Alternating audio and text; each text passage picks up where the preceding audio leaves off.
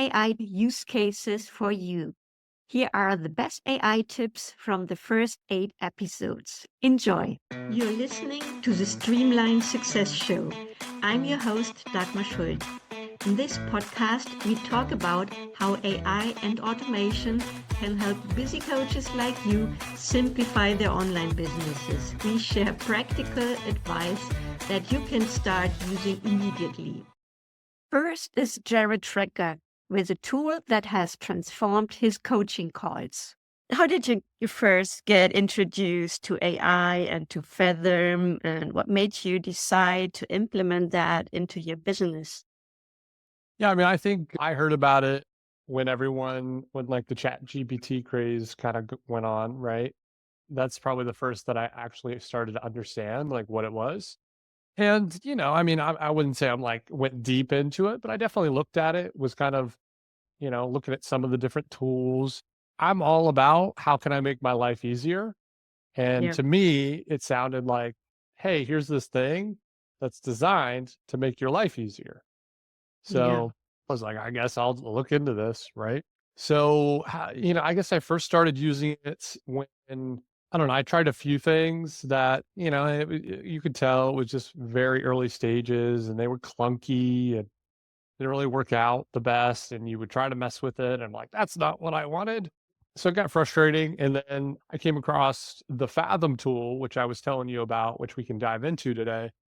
And man, it's changed the way that I do my coaching calls. I mean, I do a ton of coaching Mhm. calls. That's what we do for our business. And, I went from sitting there like trying to type out all these notes while I'm trying to sit here and listen to someone and have a conversation to, man, like that's just done for me. And like it was pretty accurate. And, I've been using it for about a year now, I would say. Mhm. So Well, much so, I use it so much so now that I became an ambassador for them, and I recommend it to a ton of people, and I genuinely just like love what they do. And yeah, I mean, it's cut my time from like number one having to try to remember everything to now it's done for me. And the coaching notes that I send out and have to keep for our record went from like 15 minutes, 20 minutes for every call down to like 3, and I could get it sent off back into an email, back to them, like, with the recording, with hyperlinks, with exactly, like, everything outlined to where it just made it better for everyone. next is Karina Snyder with how to schedule content for the entire week. How much time does it need you to go over now about the things that ChatGPT created for you and make it your own? Do you have still a lot to do, or is it decreasing over time? Usually I can sit down. What I try to do is I sit down once a week and I go through and I get an idea of what my content's going to be for the week. I know I've been slacking a little bit because of this launch, so I've took a break from social media for a couple of weeks. But what I was doing is I would go and I would try to at least do a week's worth of content. And that took me about an hour and a half on one day. But before it would have took me for like a lot longer. So I feel like with all of the customizations and the things that I've put into it and trained ChatGPT on, it has helped me to come up with ideas very quickly. And they're really great ideas. And I can just tweak it and then schedule, pretty much put it in a calendar kind of thing and schedule my post for the entire week. And I don't have to worry about it through the week. Next is Joseph S. Kahn. And Joseph tells you how to get instant traffic with AI-powered SEO. Coming back to SEO, how did Yes, AI change your approach to SEO? drastically and massively. And what I mean by that is now when I do keyword research, I use ChatGPT or use the mini chat or use an engine and ask it. It gives the best keywords that are out there. Keep in mind that ChatGPT or AI has researched the entire internet, meaning the whole internet is in its database. So all the articles, all the content, all the everything. So when you ask and say, acting as an SEO professional, it's going to pull from its SEO professional database and say, or not even acting as that, say acting as a homeowner. It's going to pull from all the homeowner database and say, what would you be typing in the search engine if you were looking for a junk removal company, fill in the blank, whatever the search, if you were looking, what would you put in if you were a homeowner? What would you be putting in that's super juicy, gonna excite you, gonna like leverage all the words you possibly can and give me 50 of these potential searches. You don't ask for it. You don't go, it's got this criteria, it's got that criteria. It's not an SEO tool, so it doesn't know the criteria, but what it does know is humanity. Okay, so it does know what potential homeowners could be typing in if they're looking for roof repair from somebody who's safe, somebody who's caring, somebody who's put these characteristics in there and then say, give me 50 keywords. And then I take those keywords and throw it into Google Planner and see if there's any traffic. Wow. And I will tell you this, and anybody listening to this is as easy as it is. If you have Merlin or ChatGPT or whatever, go to ChatGPT and say, I'm looking for a client that's trying to build his local coaching business or build her local coaching business. I'm looking for a client. What are they typing in the search engine that's got volume, that's got traffic? And give me 50 of these. You take those 50, throw it into Google Planner, it's free, and it'll tell you this had 20 searches, that had 20 searches, and who's difficult, who's not. And I will tell you every single time I've done this, and I've done it live many, many, many times. We've always found words that we could rank for next week and get traffic for next week. Wow. That's huge. That's how quick and easy it is. Why? Because everybody was using SEMrush, Ahrefs, all these tools, but they're not asking the AI come up with something different than nobody else is thinking. And you're basically now using AI in the database and going, what are potentials here? That's a totally different thought process than all the other guys and girls who are out there creating content. So it shows the lowest hanging fruit. And so that's what I do every single time now.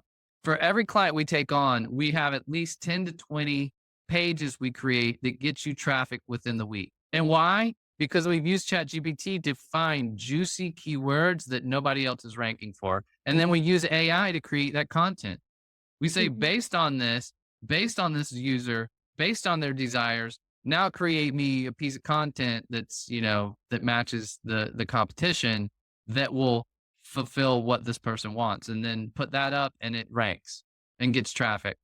So that's kind of our process. So we harmonize with that, get ChatGPT to tell us what it thinks would be good keywords to go after. Then we put that in a planner, see which ones are the best. Then we go, this is the content we need to create. And these are the keywords we need to create it around. Wow. And that's what we do with AI. So AI has completely changed the process. So we use AI to hone that copy in because it'll write the copy and tell you how to rank for that copy. And then we use AI to find what that person may be looking for. I don't even need to know homeowners or need to know their problems at all. I just need to know what they're looking for. And then I'd throw that into ChatGPT. It already knows all their psychology. It already knows all of those details. I don't know, but it does. So that's why I just tell it to come up with it. Wow. And here's Kathy Bates. Kathy talks about how to write a successful book. There are different stages in writing a book, I've learned. Can you tell me a little bit about these stages and how you can use AI in these different stages? Sure. So it goes back to some of what I've already said. If there's the stage of, oh, I think I want to write a book, or I have an idea for a book. And so the example I gave about the debt, that would be an example of, I want to write a book about this, but I'm not really sure that beyond that, really how I want to approach it. You could, and then there's, okay, so you have your topic. How do I get started? One of the things that's important when you're writing a book is to know who your audience is. And so you could plug into ChatGPT everything that you can think of. This is what I'm trying to accomplish. This is who I want to reach. I think these people, whatever. Can you help me come up with defining who my audience really is, and give it as many parameters as possible. And then you go on to you're collecting your thoughts and you're getting your outline. And a lot of people struggle with the outline. And there's more to that story, which I won't get into here. That's in my training. But you can take your thoughts for your book and, again, detail and have AI help you to write your outline. Your outline is really just a guide to help you get an idea of what order you want to put things in and to stay focused on the content so you don't forget certain content. So it can help you write your outline. As you're writing your book, you might get stuck with wording, how you're stuck on something. Like I was struggling with something the other day and I'm like, I know what I want to say, but I can't get the words out the right way. So I plugged it into AI and it reworded it for me. And I'm like, yes, that's what I was trying to say. So you can let it help you reword things. AI at that point is not writing it for you. It's just rewording what you've already written. So Yeah. you're not abusing AI. And then you go on to your editing and so forth, and you can have it look it over and see if there's grammar and that type of thing. Now, there's different types of AI tools for that. I wouldn't really use ChatGPT myself. You can, but there's other ones like Grammarly and just other ones that you can plug that stuff in. That's what it's for. And it will tell you if you have grammar issues or spelling and things like that. So that's all AI that you can use through different stages of your writing process. Well, next is Kevin Dunlap. Kevin and I are talking about how to effortlessly create social media content. So it's a lot about content marketing because that is how you go out and make yourself visible on social media. And definitely can AI help on this way. And it can even, so that is something that I tested out. You can tell ChatGPT or other AI tools, you can tell them, make this article for LinkedIn or make this article for Instagram or for Facebook. And it has another tonality to it and another length to it and uses emojis or not. So that is something interesting too. Did you test something like that? I have there was a website or a company that I used about a year ago that they would create your social media content. So you either using images that you imported or images that they created themselves, and then they would go and create your X/Twitter post, LinkedIn post, Facebook post, and Instagram post, and they would change it based upon the link that was usable on those platforms. So like Twitter or X, you have to keep it very short. LinkedIn and Facebook, it can be longer. And Instagram has to be more image based.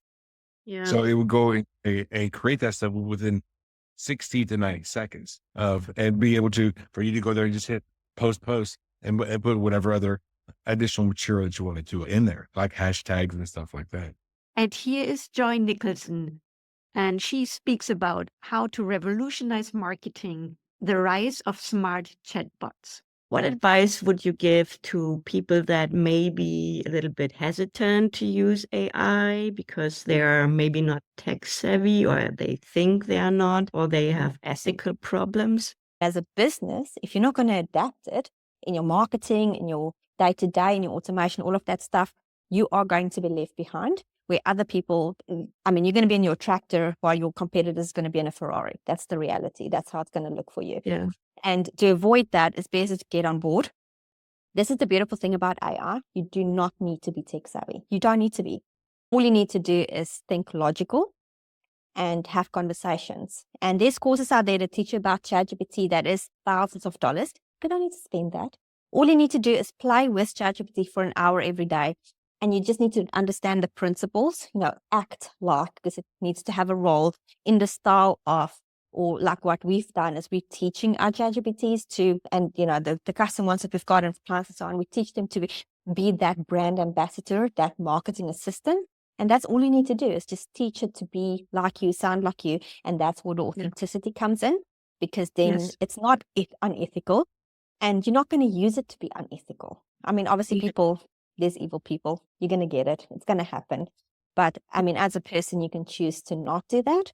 And you can teach it to be authentic and not steal information. And that's the other thing. You get like a tool like Perplexity, where if you use, Perplexity, it actually gives you the resources of the information. I think Claude does the same, where ChatGPT can hallucinate and it might not give you all of the information. It might just make up websites, and because it's there to please you, it's like your child that just wants to like make you happy, and it will just make up stuff to make you happy. And that's where that's kind of where you have to like, okay, this doesn't seem okay. And the human comes in and you're like, I know this topic and this doesn't sound all right. And then you either go to another AI tool like Perplexity or Claude, or you just go and do good old Google and you go and search it up. And that's kind of how you make sure that you stay ethical with everything and authentic. Next is Rob Sowell, and Rob is talking about the power of AI in education. I'm not going to get into all that here, but the point being that AI can be used to hone in and target certain aspects and certain things to show us what we're really looking for, and to try and distill the information into what's really necessary.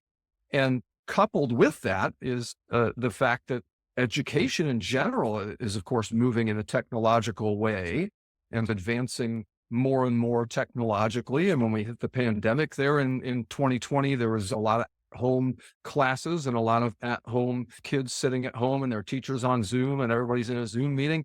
And that got some mixed results. Okay, there were some students who were into that. There was quite a few who weren't, and it was a struggle, right?